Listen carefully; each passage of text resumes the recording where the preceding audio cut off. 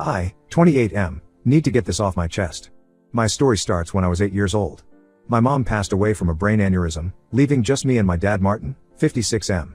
Those first few years were tough. Dad worked as a construction supervisor and had to juggle his job with raising me alone. When I was 12, he met Janet, 49F, at a friend's barbecue. She had a daughter, Candace, 26F, who was 10 at the time. Dad and Janet dated for a year before getting married. At first, everything seemed perfect. Janet was really sweet to me, always making sure I felt included. She'd cook my favorite meals, help me with homework, and treat me just like she treated Candace. She even insisted I call her mom, though I wasn't comfortable with that and stuck with Janet. Candace and I got along well too. She started calling me big brother within months, and I actually enjoyed having a little sister. Growing up, our family seemed close on the surface. Dad worked hard to provide for all of us, often taking extra shifts to make sure we had everything we needed. Janet never worked, saying she needed to stay home to take care of the house and us kids, even after we were teenagers. Looking back, I realized she just enjoyed living off Dad's income. After college, I got a job at an IT company and stayed living at home. I wanted to save money, but I also worried about Dad.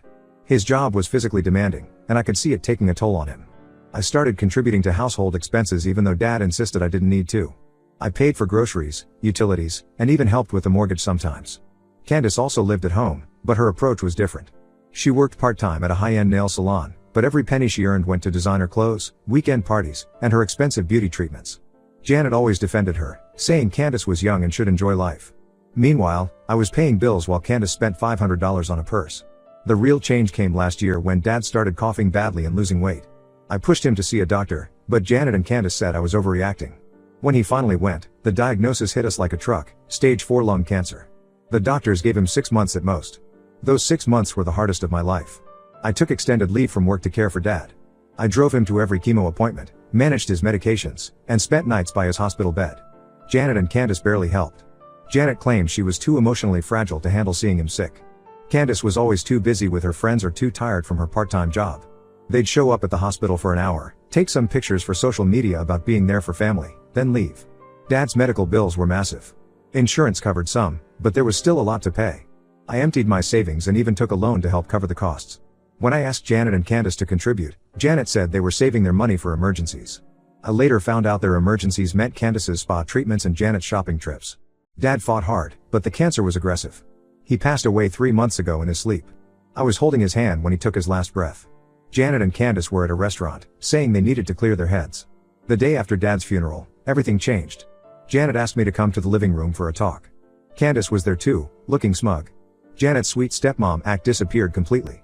She told me that since Dad was gone, there was no reason for me to stay with them anymore. According to her, they needed to move on and having me around would make that harder. I was shocked. I reminded her that I'd been paying bills and helping with expenses for years. Janet laughed and said that meant nothing now that Dad was gone. She said she needed to focus on her real family, meaning her and Candace. When I pointed out that they'd called me son and brother for 16 years, Candace snorted and said that was just to make Dad happy. I tried reasoning with them. The house had been my home for most of my life. I had nowhere else to go, having spent my savings on Dad's treatment. Janet's response was to threaten calling the cops if I didn't leave by the next day. She said she'd tell them I was harassing them and refusing to leave their house. I spent that night in my room, looking at old family photos and wondering if any of it had ever been real. The next morning, I packed whatever I could fit in my car. As I was leaving, Candace stood in the doorway, smirking and waving goodbye like she was enjoying the show. My friend Carl let me crash on his couch while I figured things out.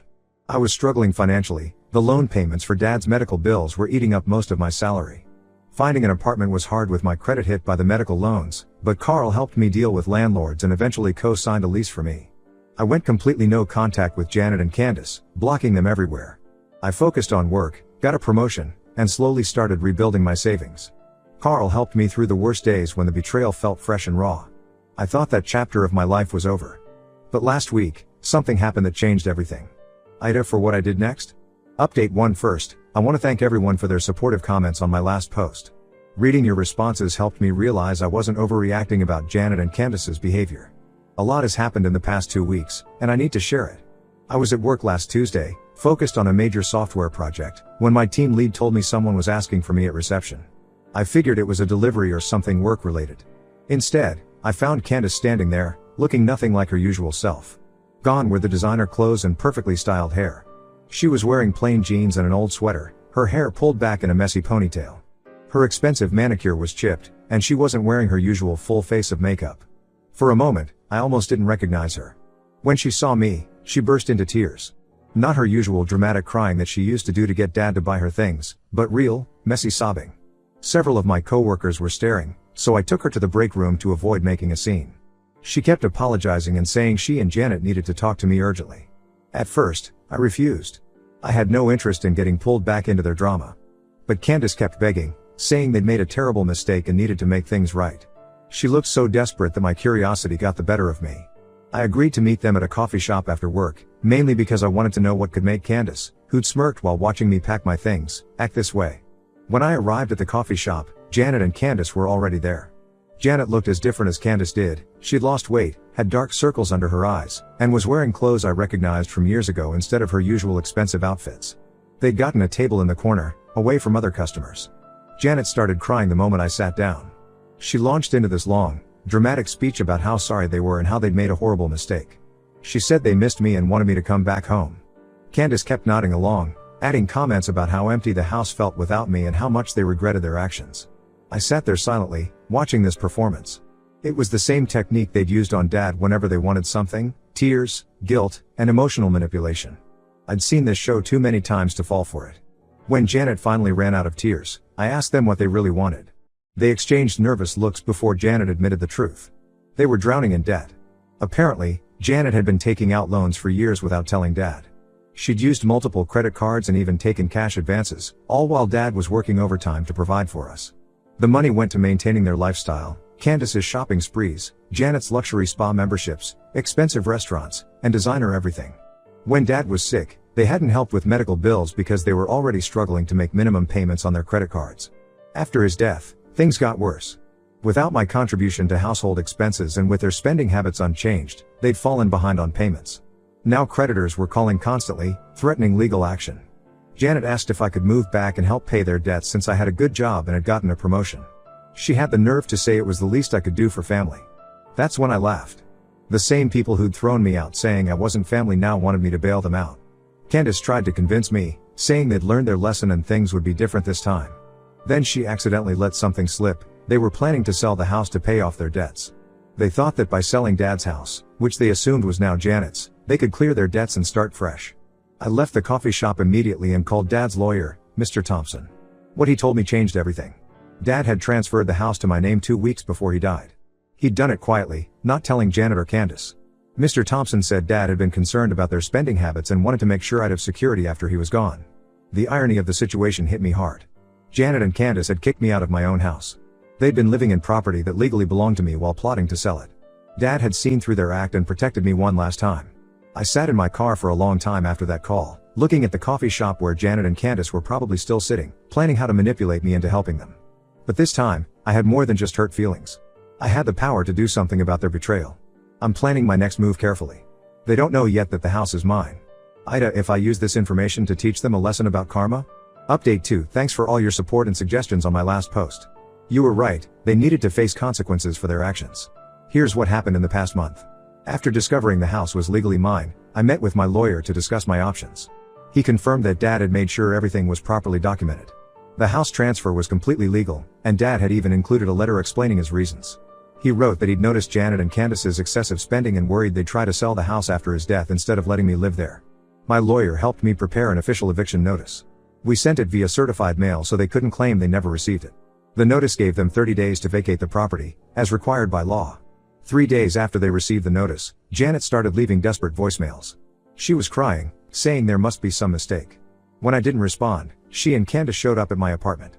Candace started yelling in the hallway about how I was trying to make them homeless. My neighbors called the building security, and they were escorted out. They tried fighting the eviction in court. Janet claimed she had rights to the house as Dad's widow, but my lawyer presented their prenuptial agreement. Dad had made sure to protect his assets, including the house, before marrying Janet. The judge ruled in my favor, maintaining the 30-day eviction period. Janet and Candace's true colors really showed during the court hearing. Janet tried painting me as an ungrateful stepson who was betraying his father's memory. But when the judge asked about them kicking me out after Dad's death, they couldn't explain their actions.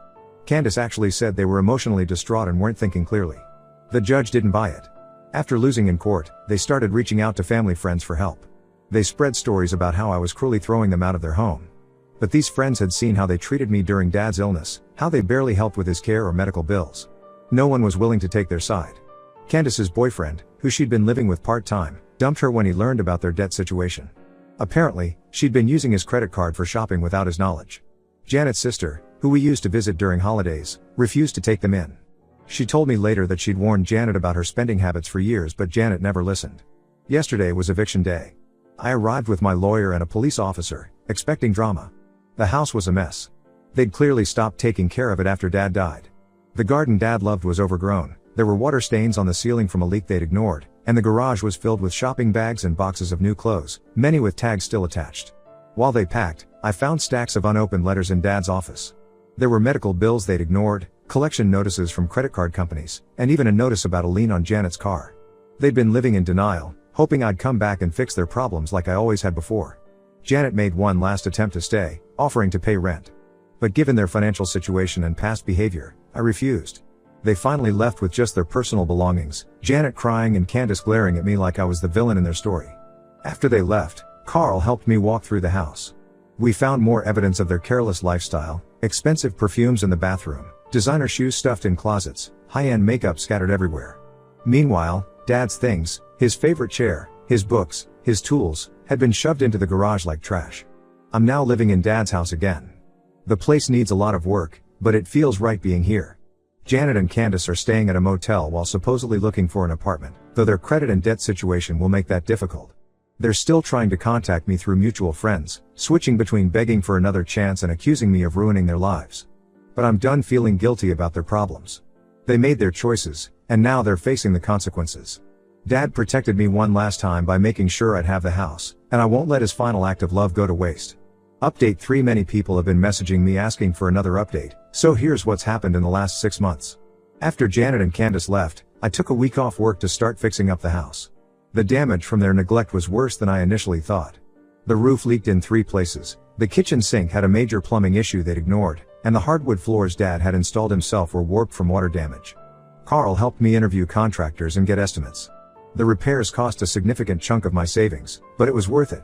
Dad had always taken such pride in this house, spending weekends maintaining it and working on small improvement projects. I couldn't let it fall apart after he worked so hard to keep it nice. The garden was my biggest project. Dad loved his garden. It was his escape after long days at construction sites. Janet and Candace had let it die, not even bothering to water the plants he'd carefully tended for years. I spent weekends clearing overgrown weeds, replanting his favorite flowers, and fixing the small pond he'd built. Carl's mom, who's an avid gardener, helped me salvage some of Dad's old plants and taught me how to care for them. Janet and Candace eventually moved to another state to live with Janet's elderly mother. Before they left, they tried one last manipulation attempt. Janet sent a mutual friend to tell me that she was sick and needed money for treatment. I asked for proof of her medical condition, and suddenly the story changed. She was miraculously better. They still try reaching out occasionally. They create new social media accounts to message me or get someone else to call on their behalf. Last month, Candace even sent a lengthy email claiming she'd found God and wanted to make amends. The email ended with a request to borrow money for a fresh start. Last week, while cleaning the attic, I found a box of Dad's old photos and documents. Inside was a letter addressed to me, dated a week before he died. He wrote that he'd noticed Janet and Candace's true nature years ago but stayed with Janet because he thought having a mother figure in my life was important. He apologized for not seeing sooner how they took advantage of my kindness. Dad also explained why he put the house in my name. He wrote that he'd overheard Janet and Candace discussing plans to sell the house after his death. They'd already been talking to realtors while he was sick. That's when he quietly transferred the property to me, ensuring I'd always have a home. The house feels like home again now. I kept Dad's furniture and photos but repainted the walls in colors he'd always wanted to try. His tool shed is exactly as he left it. I use his tools whenever I work on house projects, and it feels like he's still teaching me how to fix things. Carl still comes over often, and we've started a tradition of Sunday barbecues in the backyard, just like Dad used to do. Sometimes when I'm working in the garden or fixing something around the house, I feel Dad's presence, and I know he'd be proud that I'm taking care of his legacy. I've learned that family isn't about who claims the title, it's about who stands by you when things are tough. Carl has been more family to me than Janet and Candace ever were. Dad knew that blood doesn't always mean loyalty, and his final act of putting the house in my name protected me from people who only pretended to care. This will be my final update. I'm at peace with everything now, and it's time to close this chapter completely.